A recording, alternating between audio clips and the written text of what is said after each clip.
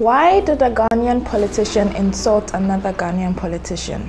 Well, we do not have the punchlines for this, but we do have the top 5 most impressive insults uttered by Ghanaian politicians and lawmakers.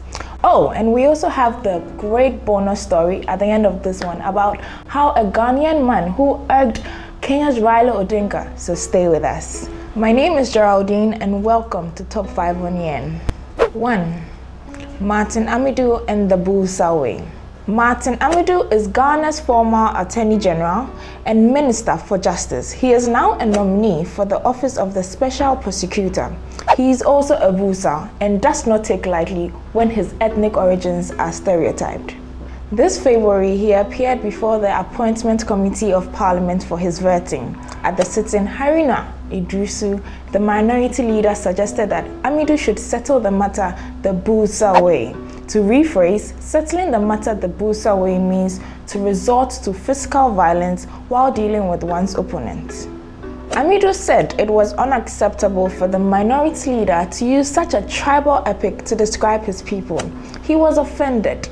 A light joke or a poorly thought out comment? Well, perhaps we should really think before we say something trivial but potentially offensive. 2. Koku Anido and Mutum Banza. In October 2016, Koku Anido, the Deputy General Secretary of the NDC, spoke at a public pre-election party event in Kumasi. He asked the crowd to respond with Mutum Banza when they hear the name of Mahmoud Bawumia, who was then the vice presidential candidate of the then opposition NPP.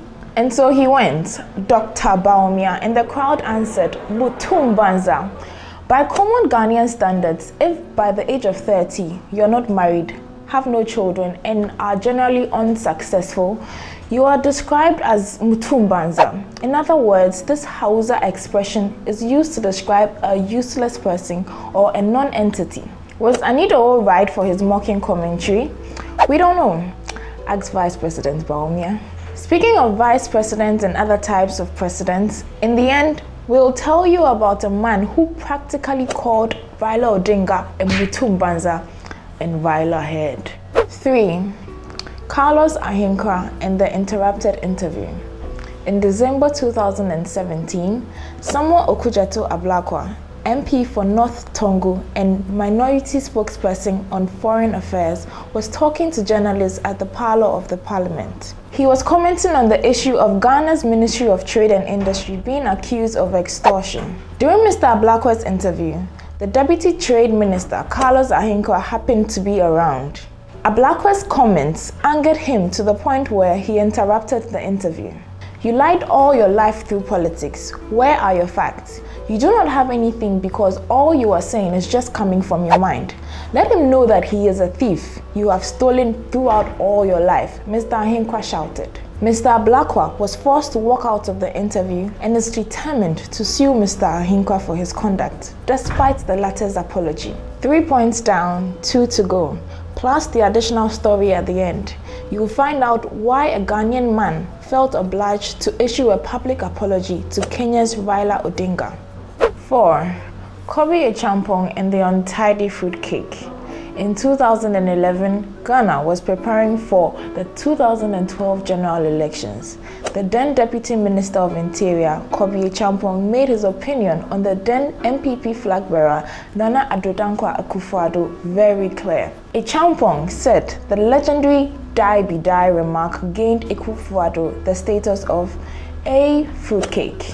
I wonder why the MPP selected Nana Addo as their flag bearer, because the man is a fruitcake. We cannot do anything with him, he said. English dictionaries define fruitcake as a person who seems to be mentally ill or behaves in a strange way. That's not all. Mr. Champong had certain things to say about Nana Addo's appearance too.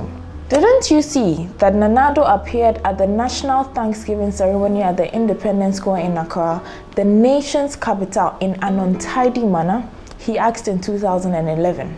5. President Rawlings and the red carpet incident.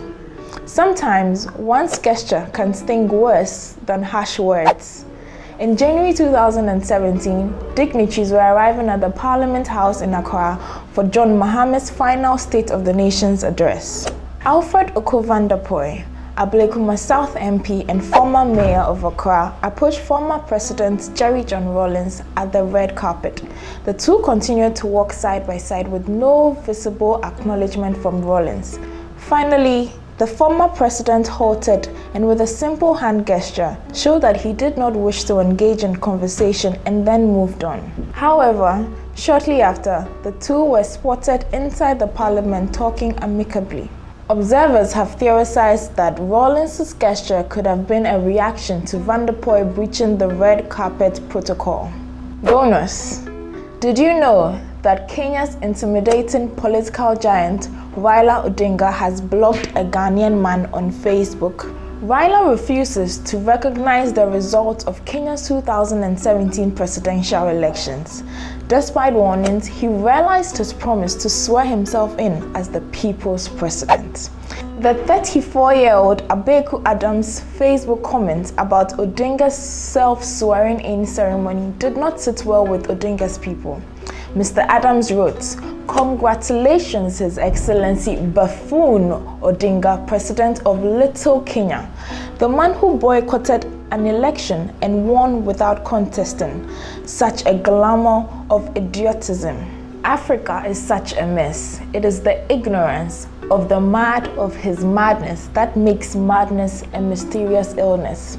The comment instantly became very popular, with thousands of people reacting and replying. After this, Adam found himself blocked from Odinga's Facebook page. He says he also received a considerable amount of messages from Odinga's supporters, but he adds he does not feel his life is in danger.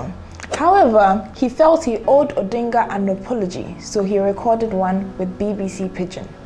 When a situation escalates, is it acceptable for public figures to start exchanging insults? For more cool videos like this, subscribe to YEN's YouTube channel.